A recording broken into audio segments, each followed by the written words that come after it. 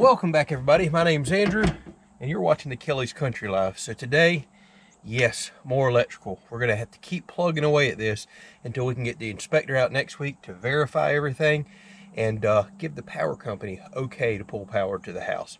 So today we're gonna knock out the sub panel. Not much wiring to do in here. I have to put another layer of paint on the house, so the last thing to wire up out here will be the HVAC box that you can see right here where a couple mounts are. But we're going to go ahead and do a little bit of wiring up here today, get the sub panel ready to go, and then we'll jump back inside, continue to knock out receptacles, lights. I don't know if we'll make it to switches today or not, but we may. Now, the one big difference with the sub panel versus my main panel that we just wired up in another episode inside is on a sub panel or any panel downstream of your first means of disconnect. So I have a meter that comes into the house. There is no disconnect on the outside of this house. We do not have to if we do a meter panel back to back with a main, because there's basically no wire that really needs protecting. You have your main panel inside. So your grounds and neutrals, these two right here will actually hook up on the same bar.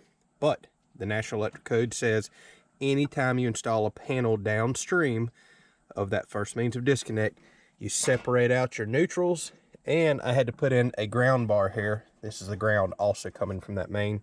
So that's the difference today. For these few hookups that I have here, we will be separating out our grounds and neutrals there.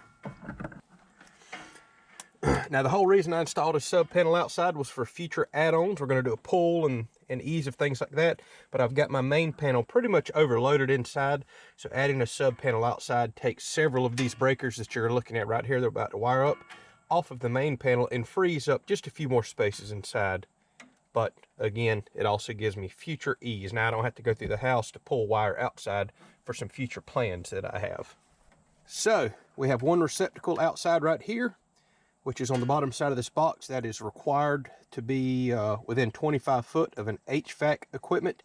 That's per the National Electric Code, so it's a good place to put this outlet right here, being that it's a whopping 3 feet away from the HVAC. I have one more outdoor receptacle on the front porch here that I added, that I want it to have a dedicated 20 amp circuit.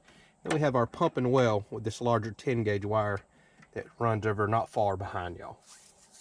The other beautiful thing about this panel is I can use these very inexpensive old school type breakers, because this is all outside equipment and one receptacle. So I could just put a cheaper GFI plug in front and rear. Now I'm allowed to use standard breakers. You don't have to have arc fault outside.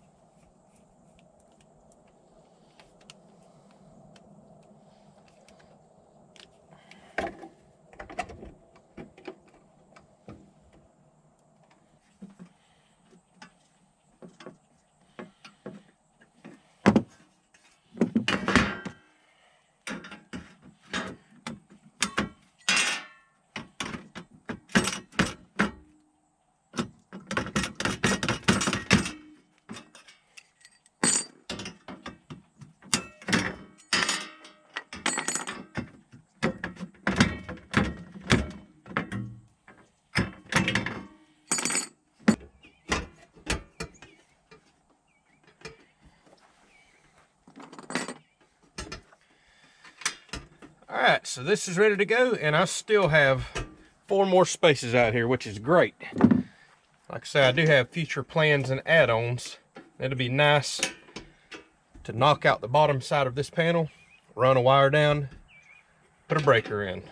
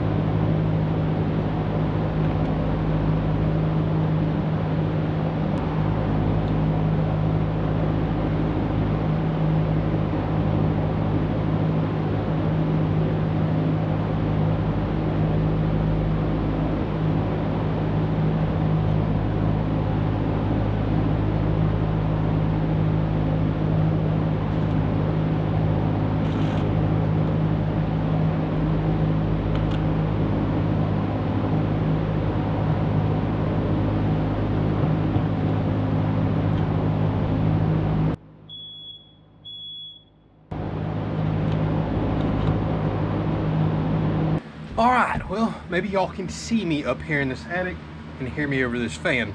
Really good progress today. I've got all the lights done up here. There's 4 up here. I am now just getting into wiring 3-way switches. We're gonna do more of that on the next episode, and I'll explain to y'all how to wire a 3-way switch, because I'm learning that myself. It's just too dark to record up here in this area. Also got my switches wired up here, including 1 3-way to work the attic from either direction that you come. All receptacles are done up here. Living room is now completely wired. Bedroom is completely wired. Downstairs is done with the exception of light switches. Now people keep asking, I keep getting a lot of comments, I just hadn't mentioned it in a while. Why is your roof not done? Why is it not sheetrocked? We're actually ordering tongue and groove pine for that. Kind of been struggling finding it.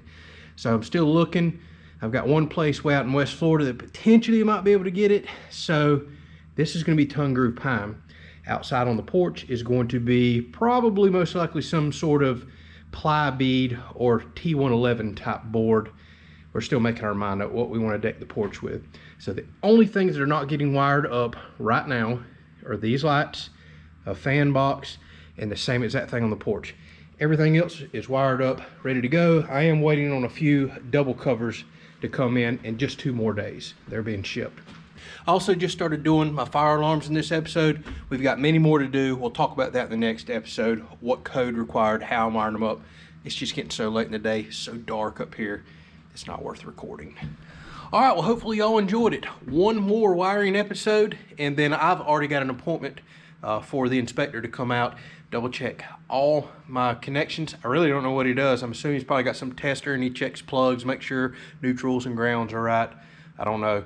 And we're gonna see if he'll give me the thumbs up to go ahead and get power pulled to the house, which would be amazing. I've also called the HVAC company. They're gonna try to come out this coming up week because I want to get it ran bad. It's been so warm here this December in Florida. Go figure. Cold November, warm December. I'm worried about humidity in the house, so that's why I run fans all day long, windows open, just trying to keep some air movement in this house. So I told them, please try to get here next week. Let's get the HVAC done. And if electrical passes, well, we can go ahead and run everything off the generator. That's the beauty of that. I don't want to run nothing until the inspector says it's safe. So we don't necessarily have to have power pulled. We just need to get a thumbs up for him to power up the house.